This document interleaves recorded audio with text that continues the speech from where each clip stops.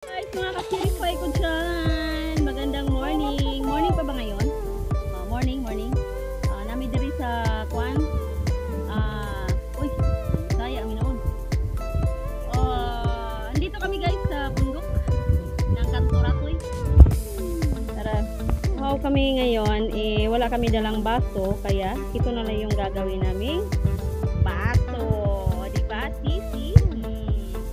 Kukuha ng tubig yan. Sinang serti. Ayan guys. Okay. Dali lang na. Tingin ka dito. Nagasing. Ayan yung baso namin ha. Ada akong saging guys.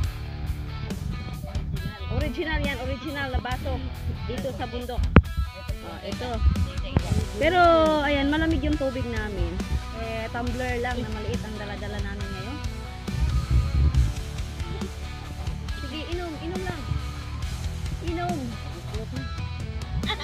Bakit may butas?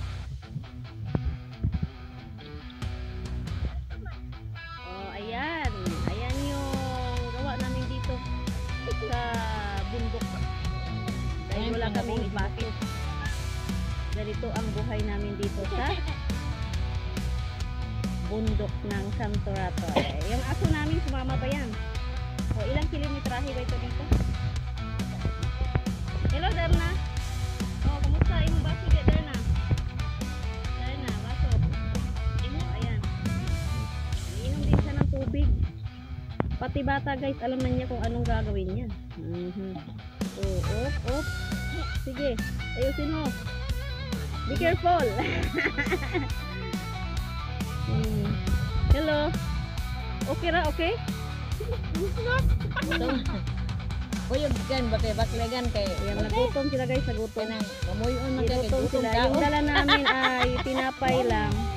May kanin na kunti para lang ito sa ano. Maliliit naming kasama. slot. Dahan-dahan, baka mabulunan.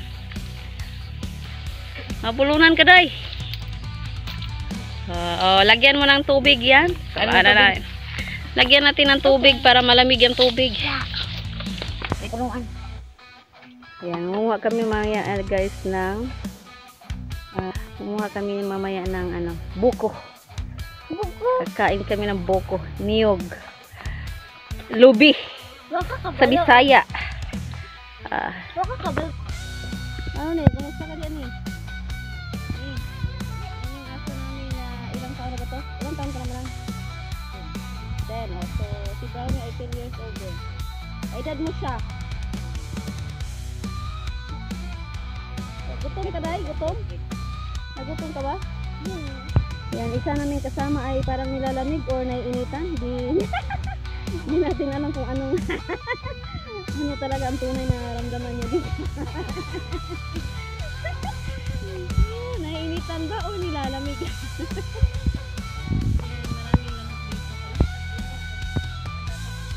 Sige. Suya. Hi. Hello. Pusga. Nanguha siya ng bayabas. So, pakita niya yung bayabas na sinuha niya. Yung papunta kami rin sa bundok. Ay. Nanguha na siya ng bayabas. Ayan yung baon namin. Nasa plastic yan. Dahil kami ay mahirap lamang. Wala kaming Tupperware. Kaya yung baon namin, yung kanin at saka ulam, nasa plastic yan. Wala rin kaming kutsara. Wala kaming kutsara na dala-dala dito. Kaya ayan, yung kutsara niya, tingnan nyo. Yung balon dahon. Yung kutsara na dala-dala, yung gamit niya ay plastic lamang. Guys, very fine. Bakit ito puto?